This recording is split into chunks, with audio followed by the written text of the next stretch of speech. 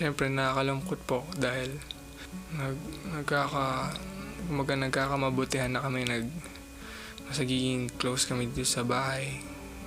Kaso, yun nga, napaaga yung alis niya. Kaya doon ako nalulungkot. Bakit, Fred? Ano bang nararamdaman mo kay Ninya? Sasabihin ko na lang po siguro sa kanya harap-harapan. Naging emotional ang eviction night kagabi kung saan 2 housemates ang napalabas sa bahay ni Kuya. Ang forced evictee na si Bam at ang isa sa mga nominado na si Ninya. Mga kapamilya, ang magka-love team! Ang best friends, Bam and Ninya! Thank you. Alam mo, hindi ko talaga ina-expect. Hindi ko lang ina-expect lahat. Lahat na nangyayari kanina. Sige, Fred. Anong gusto mo sabihin? Pwede po ba ako hindi muna magsalita kasi naghahalo yung emotions ko. Ayoko sanang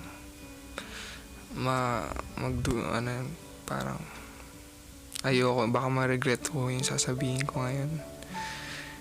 Maaari hubang hindi ko muna sabihin yung nararamdaman ko.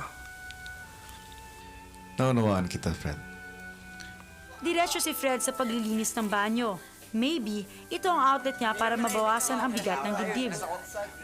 Ang iba naman na safe from eviction, todo ang pasalamat sa confession room. Oh, strong ako, pero parang wala po akong bilib sa sarili ko. Ganon.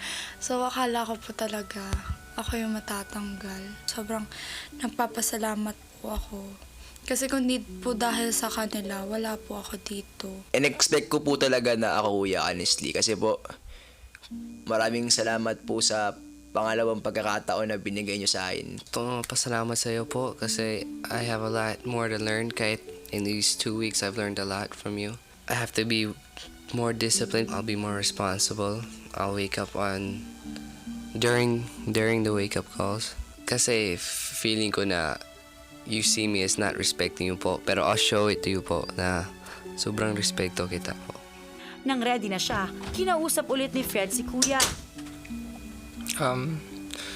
Natutuwa na po ako na makakastay pa po ako dito sa bahay na to para patunayan yung sarili ko. At nalulungkot din dahil meron akong kaibigan na nawala. Siyempre nakakalungkot po dahil nagkakamabutihan na kami, magiging close kami dito sa bahay. Kaso, yun nga, napaaga yung alis niya. Kaya doon ako nalulungkot. Bakit, Fred? Ano bang nararamdaman mo kay Ninya? Sasabihin ko na lang po siguro sa kanya harap-harapan. After confession, pumunta siya sa garden at kinuha ang fluffy slippers na naiwan ni Ninya.